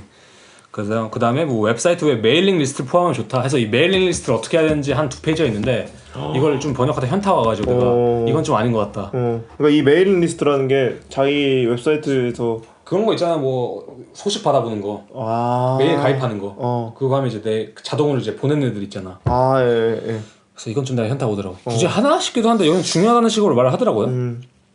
여기서 말하는 게 그래서 소셜 플랫폼은 뭐 언제나 사람들이 머물러 있지 않지만 가입된 이메일은 평생 간다. 근데 이거 맞는 말이에요. 이건 진짜 중요한 것 같아요. 그 이제 뭐 사카린 씨가 뭐 전시할 때 이제 소원해진 사람한테 이걸 보내기 애매할 수도 있잖아. 아니면 인스타가 언팔됐다거나 한번 가입된 이메일 리스트는 나도 취소하기 귀찮기 때문에 맞는 말이네. 뭐 간다. 뭐 이런 말로 돼 있죠. 그래서 이 모든 것의 역할이 결국 뭐냐? Getting the people through the door. 이 결론 내 전시장의 문을 박차고 들어오게 만드는 거잖아. 결국 이게 내 전시를 방문해야 되고. 그치. 그래서 미디어의 역할이 대단히 중요하지만 결국 이 모든 것은 전시를 보여주기 위함이다. 그래서 좋은 전시회를 연다고 해도 프로모션이 대단히 중요하다. 맞아. 그래서 초대장 아까 말한 것처럼 팜플렛과 같은 것도 대단히 잘 만드는 게 중요하다. 맞아. 그래서 뭐 날짜, 장소, 연락처 등이 눈에 잘 띄게 배치해야 된다 무조건. 맞아. 그러니까 실제로 그런 거 있긴 해요. 어떤 포스터나 이런 거 보면은 뭐 언제 한다고 그래서. 맞아. 뭐 어디서 한다고. 디자인 쪽으로도 맞아. 아니 뭐 누가 한다고 이런 거 잘 안 보이게 만드는 거 있잖아. 맞아. 괜히 막 멋있게만 만들려다가. 맞아. 그래서 그런 게 대단히 중요하고 어쨌든 이건 기능성 그거니까. 그냥 만약에 내가 이걸 하게 될지 모르겠는데 뭐 프레스 그러니까 뭐라고 하지 약간 뉴스? 언론이죠. 그래. 언론 뭐 매거진 아니면 어떤 뭘 발행하는 사람들한테 광고나 아니면 뭐 이런 걸 의뢰할 때는 뭐 글을 의뢰할 수도 있고 무엇을 언제 어떻게 왜를 잘 설명한 글이 필요하고 그것을 이제 3자의 입장에서 쓰는 것이 유리하다고 하더라고요. 왜냐면 그 사람들 그걸 변형시켜서 이제 쓰기에 편하기 때문에. 그렇지. 그 다음에 이 텍스트들 뭐 전시 뒤에 보통 안 적어놓긴 하는데 뭐 관련 텍스트가 있다면은 접근하기 쉬운 용어들 써라. 그래서 예술계에서만 쓰는 막 전문 용어를 피해라. 여기서 굳이 뭐 진지하게 갈 필요 없다 이거지. 맞아. 야르곤이라고 하더라고요 전문 용어로. 이런 식의 전문 용어로 쓰는 것을요? 그러니까 전문 용어라는 단어가 자르곤이라고 해요. 자르곤. 저도 이번에 처음 이제 봤는데 피하라고 하더라고요. 그다음에 이제 좋은 퀄리티의 전시 이미지도 대단히 중요하다. 이게 진짜 중요하지. 그래서 이미지의 긴 부분이 1200 픽셀 정도로 온라인 호환성을 위해 RGB 포맷으로 JPEG으로 저장해서 보내라. 만약에 근데 궁금할 수 있어 이거는 진짜로. 내가 뭐 이미지나 컴퓨터가 잘 모르는데 사진 찍었는데 뭐 로 파일일 수도 있고. 그치. 뭐 포토샵에서 스티프라고 하나? 그런 걸로 저장될 수도 있고 PNG인가? 뭐 BMP로 보내야 되나? 뭐 이렇게 고민할 수 있어.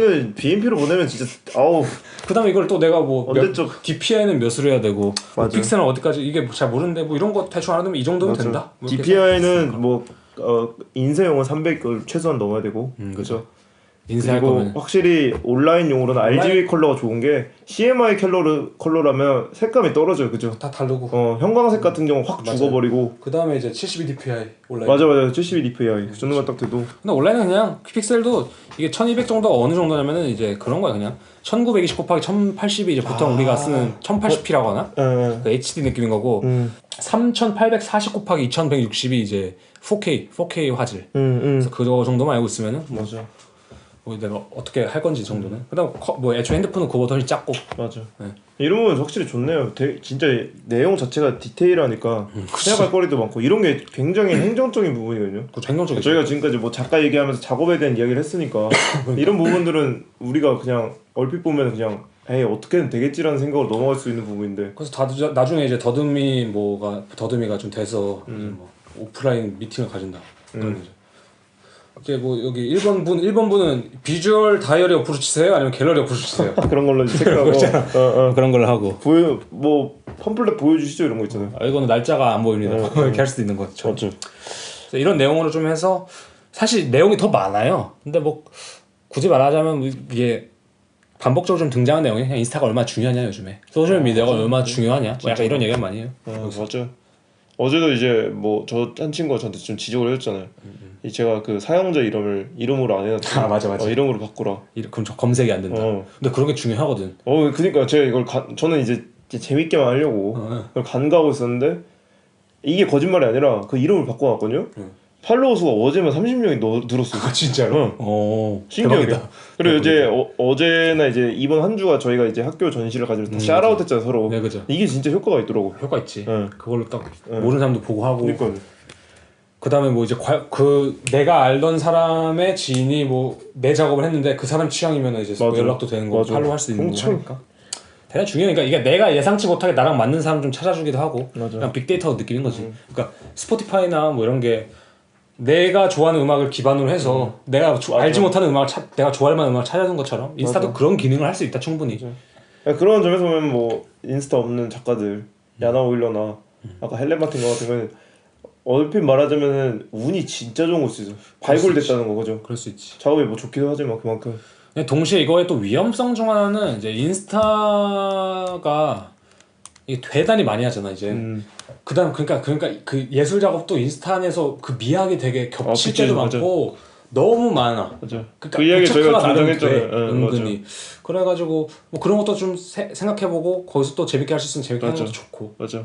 그러니까 적당히 끊고 빠지는 거 잘해야 돼. 아니면은 그 정도까지 갈 필요도 없고 그냥 기능적으로 사용하면 돼. 맞아. 그냥 샤라웃 하는데 거기서 멋부릴 필요도 없고 그냥 샤라웃 하면 되는 거고 재밌게. 그러니까 팔로잉 관리하고 그냥 그런 거죠. 하고. 현실적인 그러니까 부분에서.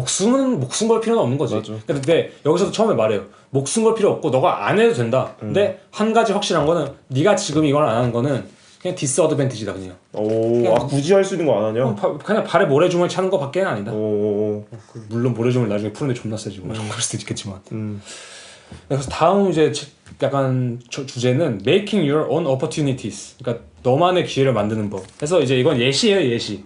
그래서 뭐 DIY라고 하잖아요. Do it yourself. Do it yourself exhibition의 예시라고 해서 이제 비전통적인 공간이나 그렇죠. 스스로 약간 프로젝트성 기획을 해서 한 예시들인 건데 뭐 이제 실제로 이제 젊은 작가들 많이 하잖아 그런 거. 저희가 이 얘기는 항상 종종 했었잖아요, 그죠? 그죠. 작업 이제 그 화이트 큐브를 일부러 벗어나서으로써 어떤 맥락을 만들려고 한다. 맞아. 근데 그런 점에서 오히려 이제 작가들이 실수한 부분이 그렇기 때문에 오히려 작업이 이상해지는 맥락이. 맞아. 뭐 이상한 특별해 보이는 공간들 여기 지금 오펜 씨가 나열한 공간들 있잖아요. 그죠.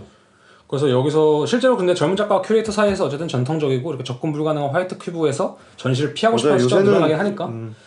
뭐 요즘에 뭐 저번에 이제 막걸리 씨도 되게 좀 특이한 데서 많이 하죠 전시를. 맞아. 그런 공중전에서도 한번 했었고. 뭐 그런 식으로 막 특이한 데서 많이 하시고. 옛날 성에서도 하고. 맞아. 요즘에 그런 뭐 움직임들 되게 많으니까 맞아. 사실은.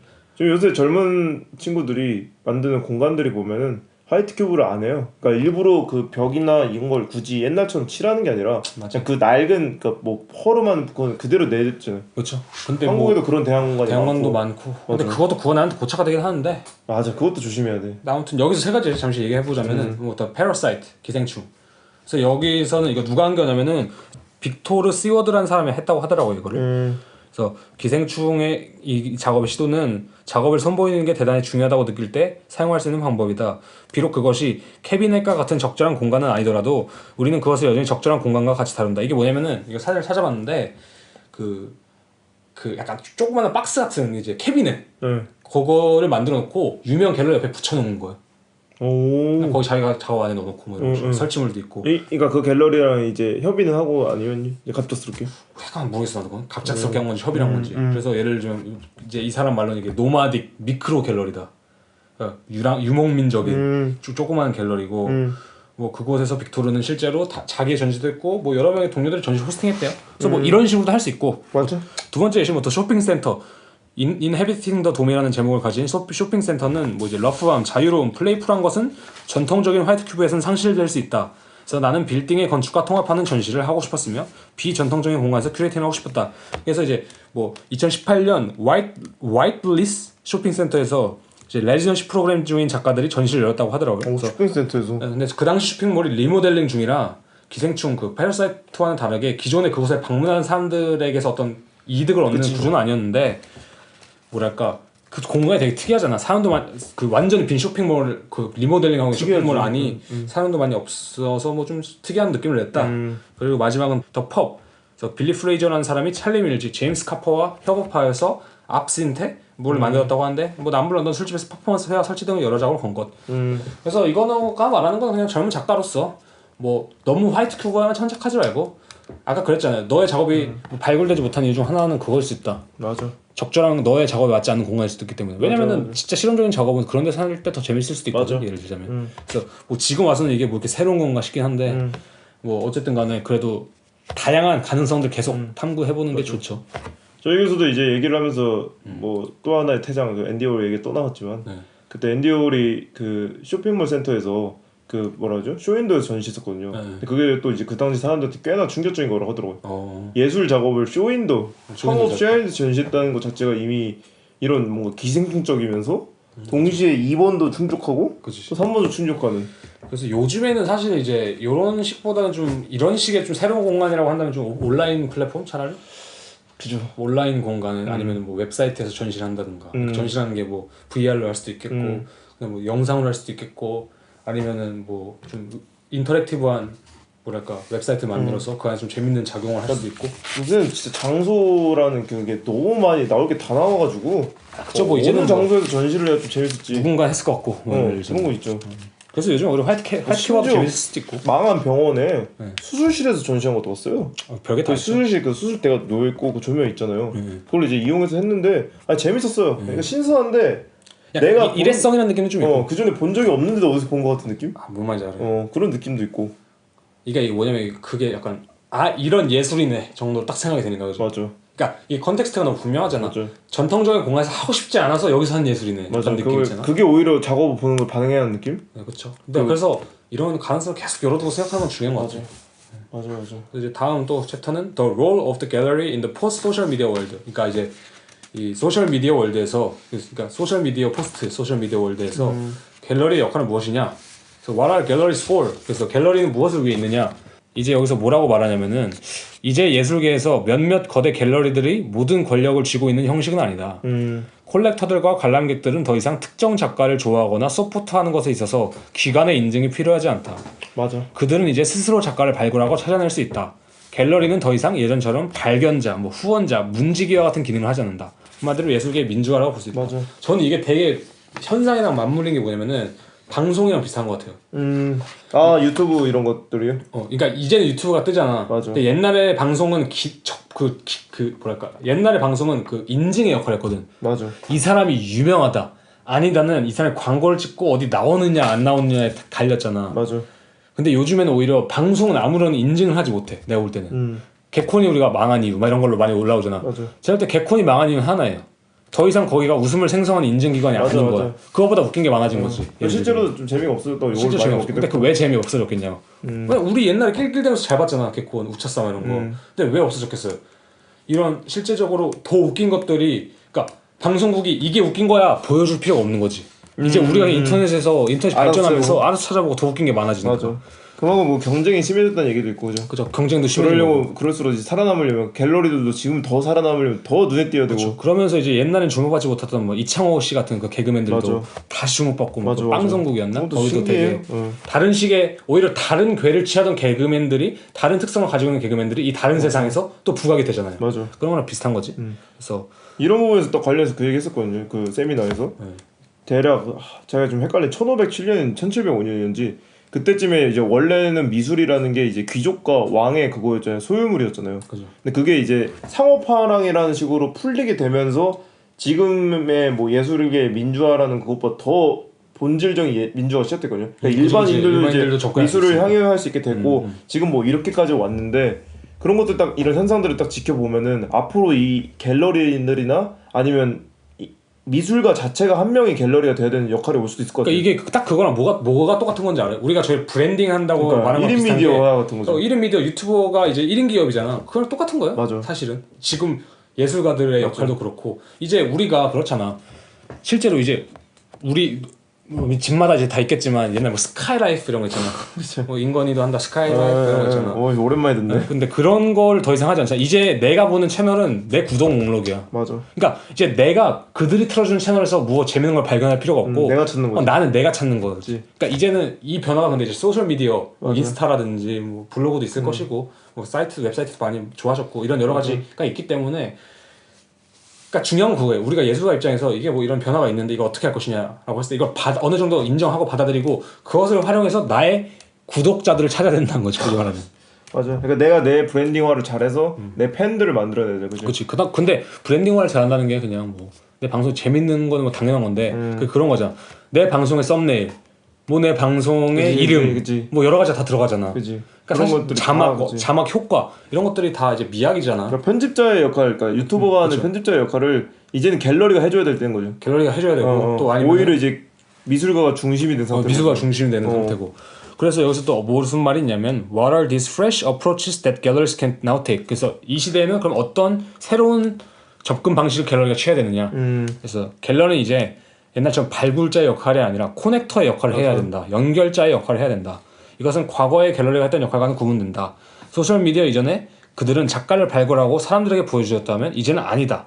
그들은 유일하게 인증을 하는 기관이 아니기 때문에 이제 그들은 권력을 가지는 것이 아니라 더 유동적으로 마켓을 흘러가게 하고 사람들에게 작가를 소개하는 곳이 되어야 된다. 그러니까 한마디로 뭐랄까 우리가 이 구독하는 거가 있다면은 유튜버가 있다면 거기에 맞춤 설정으로 나에게 추천해 준 게 갤러리여야 된다는 거지. 맞아. 예를 들자면 그러니까 그런 식으로 좀 기능을 해야 된다. 그 다음에 그렇기 때문에 이제 예전에는 갤러리들이 약간 소속 작가들만 되게 사진을 올린다던가 인스타그램이라든지 아니면 그런 데서 그런 사진만 올리거나 웹사이트에도 이제 그 소속 작가들의 사진만 올렸다면 이제는 서로 되게 많이 샤라웃 해주고 맞아. 서로의 게시물도 좋아요를 해주고 서로 약간 협업자로서 한마디로 이 회전을 더 빠르게 해야 된다는 거죠. 맞아. 갤러리가. 그래서 뭐 마지막으로 그런 말 하더라고요. 그래서 갤러리는 더 이상 마음에 드는 헤어 디자이너와 같지 않다. 이제 사람들은 한 곳에 머무르기보다는 다양하게 돌아다니며 맞아. 많은 것을 보기 원하기 때문이다. 그러니까 이런 거 보면 이럴 때일수록 그러니까 내 작업을 위한 이 커넥터가 얼마나 중요한지도 그죠. 아 그죠. 나 혼자 스스로 못하는 건 당연한 시대이기 때문에 맞아. 내가 나를 연결해 주실 수 있는 사람? 그러니까 이거 약간 간소화시켜서 말하면은 나는 이제 소셜 미디어나 그런 걸 통해서 스스로 프로모션을 할 수 있어. 근데 갤러리 역할은 무엇이냐? 걔네들이 날 인증해 주는 건 아니야. 근데 다만 걔네를 통해서 나는 좀 가속을 붙일 수 있다는 거지. 맞아. 쉽게 말하면. 그런 정도의 차이지 않나. 그래서 실제로 그래서 요즘 그런 대안 공간이나 젊은 애들이 약간 하는 프로젝트성 그런 인스타 계정들도 보면은 역할이 난 그거 같아요. 그들의 프로젝트도 분명히 중요하지만 그 프로젝트가 이어준 또 인스타의 계정들이 있거든. 맞아. 예를 들자면 그런 역할도 되게 큰 것 같아 사실. 맞아. 그래서 타고 가다 보면은 뭐 알지도 못했던 사람도 알게 되고 그런 것처럼. 자 실제로 그 사카이 씨도 이제 전시가 하나 있잖아요. 네 맞아요. 근데 거기서도 제가 듣기로 이제 뭐 덴마크에 있는 사람 맞아요. 그 인스타 작업 마음 인스타에서 작업을 보고 마음에 들어서 이걸 이제- 구성하는 애가 네. 그 친구들이 되게 지금 생각하면 대단한 게 아까 저희 뭐 메일링 얘기도 했잖아요. 제가 이제 여기 전시를 하게 됐다고 제 이메일을 메일링에 등록했더라고요. 있구나 걔네가, 얘네도 네. 이 책 읽었나 본데? 그럴 수 있어요. 그래서 저한테 이제 메일링이 오더라고요. 그러면서 이제 뭐 첫 문단에 뭐 Thank you for your 맞아. 가입 고마우면서 우리가 이제 앞으로 항상 너에게 액티브한 새로운 전시를 보낼게. 근데 중요한 거는 이건 근데 저는 문득 그 생각이 드네. 메일링 리스트가 되게 좋을 것 같아요. 저는 이 시대. 왠지 알아요? 네. 이 스팸이 너무 많은 시대잖아. 광고랑. 근데 거기서 사실 그 따뜻함이 있거든. 이 따뜻한 메일을 받았을 때 오는 그 내 마음에 오는 따뜻함이 있거든요. 그지? 이제 양질의 정보가 담긴 맞아. 이런 것들이 나의 메일 왔을 때는 이 사람 되게 날 생각하는 거야. 맞아. 왜냐면 남은 다 스팸 메일 보내고 뭐 세일한다고 이거 보내고 뭐 누군 뭐 보내는데 이거 알죠? 뭐 그 노란색으로 표시된 지메일에 맞아. 그런 메일이 왔을 때 좀 중요 메일. 막 마음이 따뜻해진 것이 좀 있거든. 맞아. 그냥 그런 맥락으로 메일링이라는 게 좀 우리가 좀 간과하고 있는 부분이 아닐까? 그리고 그 막걸리 씨도 인스타로 연락이 한번 왔었대요. DM이 와가지고 너 전시 한번 해보고 싶지 않냐? 나 너 작업 뭐 인스타로 봤는데 좋았다. 매력 있다. 그래서 같이 한번 하자. 그래서 한 적이 있었어요. 모르는 사람들이랑. 그러니까 그런 이번 식으로 이어지니까. 덴마크 그 친구도 저한테 이제 연락이 와서 물어보더라고. 너무 기쁘다. 생각지도 못했다. 막 이러면서 그죠. 알지 못한 친구들이지만 그래도 기꺼이 그림을 보내겠다. 막 이러면서. 자기 그림 좋다는데. 완전 기분 좋죠. 그러니까 이게 그게 중요한 거야. 띡띡하는 게 아니잖아. 그냥 인간적인 관계가 형성이 되잖아. 되게. 맞아. 은근히 그걸 통해서. 맞아. 나 너 인스타에서 작업하는데 진짜 좋더라. 한번 전시 같이 하지 않을래? 우리 이런 주제를 하고 있고 뭐 그래서 너 작업 이런 게 잘 맞을 것 같아. 언제 한다 여기서 한다 라고 했을 때 되게 고맙잖아. 되게 첫 번째로 따뜻하고. 오pen 시험 상상해보세요. 그러니까 good work 이게 아니잖아. 이모지 이거 아니잖아. 그지. 너와 하고 싶다. 너와 함께 하고 싶다. 당신 우리와 함께하게 되었습니다. 그런 느낌이죠. 그래서 여기서 이제 engaging with galleries, 갤러리와 좀 관계하는 법. 그래서 모든 갤러리는 이제 서브 미션을 받지는 않는다. 투고, 뭐 포트폴리오 투고라고 한다. 이것도 저희 세미나에서 많이 얘기했잖아요. 그래서 그래요? 뭐라고 하셨죠? 그때 그거 이제 먼저 포트폴리오 보내지 마라. 절대 맞아. 투고하지 마라. 맞아. 그럼 너의 위치가 달라진다 이러면서. 맞아. 그래서 실제로 이메일 첨부 파일의 용량 때문에 받지 않는 곳에서는 그냥 삭제된대요 많이 대부분. 그냥 갤러리의 이메일 그 란 사실 중요한 곳이잖아. 중요한 곳이니까 잘 관리를 할 거 아니야. 그 교수님이 20년 전에 일화를 얘기했어요. 그때 이메일이 개념이 없었으니까 다들 우편으로 보내는 거예요. 그래서 내가 꽤나 끌리거나 좀 좋아 보이는 갤러리한테는 작가들이 절박하니까 딱 그냥 보내는데 보내지. 근데 그때 이제 그 교수님이 어떤 갤러리 들렸대요. 자기가 초대를 받아서. 근데 옆에 보니까 봉투를 뜯지도 않은 그냥 이것도 쓰레기통에 이렇게 쌓여있는 거야. 이거 보면서 그런 거 많지. 막 드라마에서도 막 이렇게 작가 하는 사람, 영화 시나리오 같은 쓰는 사람이 가면 안 먹고 그냥 안 먹고 그냥 버리고 막 이러고. 그래, 그런 거죠. 딱 여기서 이메일도 이렇게 된 거죠 이제. 그러니까 실제로 그 앤디 워리언나 바스키아가 그랬잖아. 나 이거 그리는 사람이다 하니까 너 그림 좋다 줘라 막 식당 고급 식당 같은 데 가서 먹고 있는 사람이니까 아니 내 거 사야 된다. 오. 이런 식으로. 그러니까 그게 스스로 위치를 정하는 거죠. 그지. 그래 이거 가져가야지 하나. 이거보다는 그지. 이거 작업해 사야지 너가 이런 맞아. 것처럼. 그런 거 중요하지. 이게 단순히 뭐 진짜 작업 아니라 포스터일지라도 그냥. 맞아. 내 작업이 당연히 포스터인데. 맞아. 그래서 만약에 이어서 하자면 얘기를. 그래서 만약에 이제 서브미션 투고를 받는 곳이 있긴 하대요. 그래서 있는 곳이라면 실제로 어떻게 보내야 하는지 뭐 양식 같은 것들이 꽤 구체적으로 존재할 거라고 말을 하더라고요. 그래서 그런 것은 좀 잘 찾아보고 보내야 그 사람들도 되게 편하게 일을 하고 더 좋아하지 사실. 그지. 사실 형식에 그렇죠. 맞춰주는 형식에 게 맞춰주는 게 좋지. 그 다음에 어쨌든 그렇지만 예술계는 은근히 그렇게 안 보여도 대단히 사람과 사람의 관계가 중요한 곳이다. 인간의 냄새가 나는 곳이다. 저희 아시잖아요. 저희도 이제 느끼고 있죠. 여기 네트워크의 세계 진짜. 이 땀 냄새가 와 나는 곳이다. 장난 아니죠. 끈적끈적한 그 냄새가 나는 곳이죠. 음. 그래서 갤러리스트와 큐레이터들을 한 명의 인격체 사람으로 대하라. 그러니까 이것도 뭐랑 비슷한 거냐면은 우리가 단순히 큐레이터랑 갤러리스트에게 잘 보이기 위해서 존재하는 어떤 그런 이상한 사람들이라면은 우린 사람으로 대하지 못하지. 근데 우리가 그들을 인격체로 대하는 순간 그 사람들도 뭔가 그런 거지. 그냥 내가 단순히 빌빌거리는 작가가 아니라 이 사람 나랑 친구가 될 수 있겠다. 얘기를 할 수 있겠다. 이 사람으로 다가간 거잖아. 앤디워랑 비슷하게. 약간 그런 맥락인 것 같아요. 좀. 그 전설적인 누구죠? 수집가들 거르드 슈타인이었나? 아, 그죠. 그 사람도 보면은 그 사람이랑 되게 친분 있는 작가들이랑 거의 완전 삶의 그 동반자의 느낌이잖아요. 좋죠. 그런 관계. 그래서 실제로 그런 관계들이 많아요. 맞아. 이게 예를 들면 안네이모프도 수잔 페퍼랑 맞아. 좀 친할 것 같고 뭐 야나 윌러도 수잔 페퍼 이런 사람이 우리 뭐 어디 뭐 시립 무제um 앞에서 종종 밥 먹을 수도 있고 밥 많이 커피 한잔 할 먹겠지. 수도 있고 커피 한잔 자주 그런 거 하겠죠. 보면은 그다음에 애 생일이면 같이 가서 애 돌잔치면 락 페스티벌이면 가서 뭐 집니 너는 막 이러고.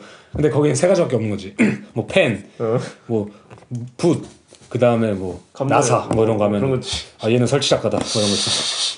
그런 거 보고 뭐 이렇게 될 수도 있지. 예술가의 돌잔치 이렇게 될 수도 있는 거죠.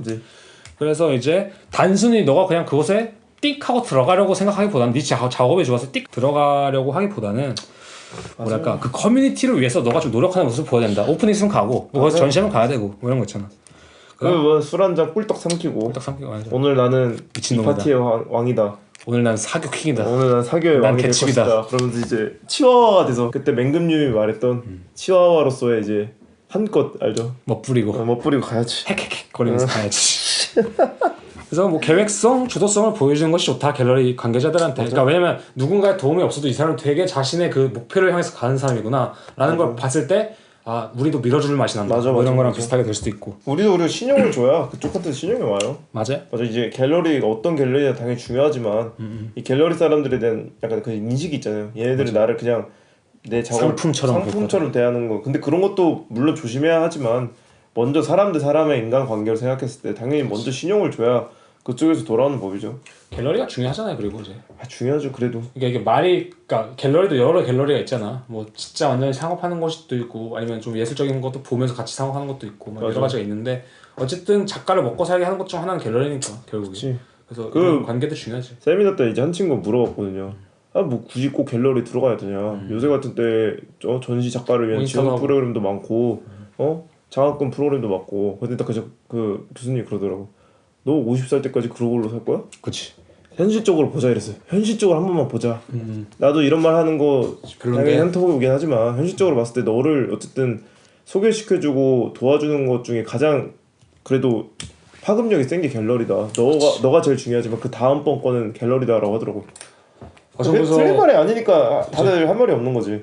근데 확실히 전 그런 건 좀 필요할 것 같아요. 확실히 뭐 갤러리마다 그건 다르겠지만 율리아 슈토셰가 있잖아요. 베를린이랑 디셀에 이제 뮤지엄 있잖아요. 율리아 슈토식 미술관 갤러리.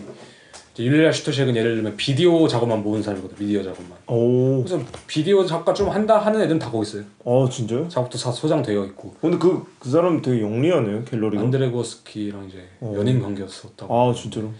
영리한 거죠. 영리하기도 그러니까. 하고 또 되게 고마운 존재잖아. 비디오 그치. 작업이란 게 이걸 누가 사나 뭐 이렇게 생각하는 것도 있는데 맞아. 소장해주고 전시해주고 뭐 이런 걸 보면은 근데 요즘엔 점점 이런 작업들의 폭이 넓어지니까 뭐 퍼포먼스 전용 뭐 계속 갤러리가 있으면 좋을 수도 있을 것 같고 예를 들자면 뭐 아니면 뭐 여러 가지 작업들이 많으니까 인터넷 전용 또 이런 것도 있으면 맞아. 좋고 그래서 맞아. 갤러리들이 우리가 좀 부정적으로 생각하는 건 거기 그냥 회원 애들이 하는 거 아니야? 맞아. 우리가 이렇게 생각하잖아. 많은 상업 갤러리의 그 모습 때문에 우리가 좀 부정적인 게 있는 거지. 아니 우리나라에서 그냥 인사동 갤러리 뭐 이렇게 말하는 것처럼. 맞아. 근데 요즘 같은 시대 분명히 갤러리도 되게 좋은 갤러리도 많고 새로운 시도를 하는 갤러리도 많기 때문에 단순히 이렇게 부정적으로 볼 것만은 아닌 것 같아요. 물론 뭐 거지 같거나 쓰레기 같은 갤러리는 당연히 조심해야지만 좀 등쳐먹는 갤러리도 많고. 계약서 그런 것도 있다고 하더라고요. 계약서 조항에 이 갤러리, 그러니까 내가 지금 여기에 사인할 속할 갤러리 이의 공간에 전시하면은 위약금 물어야 된다. 그럼 잘 읽어봐야지. 그런 것도 있다고 하더라고. 그러니까 사인이 참 조심해야 돼요. 진짜 그래서 그 교수가 그랬다면서 뭐 이제 갤러리 그러니까 어떤 거 사인하는 거 진짜 조심하라고. 맞아. 다 읽어보고 싹 읽어보고 하라고. 이 갑자기 어릴 때 이야기했는데 고3 때도 저희 이제 무서웠던 선생님 중에 이제 근현대 선생님 있었거든요. 학생부장. 그분이 이제 고3 수업 마지막 날에 딱 들어와서 하는 소리가 그대로 내가 너네들한테 해줄 말은 아무것도 없다. 너네 어차피 군대 갈 거고 그거 끝나고 나면 알아서 각자 삶에 대한 뭔가를 배울 건데 20살 때 조심해야 되는 거 하나가 있다. 사인하지 마라. 사인하지 마. 사인 함부로 하지 마라 얘들아. 요즘에 그런 거 있더만 20대 영정 사진. 뭐?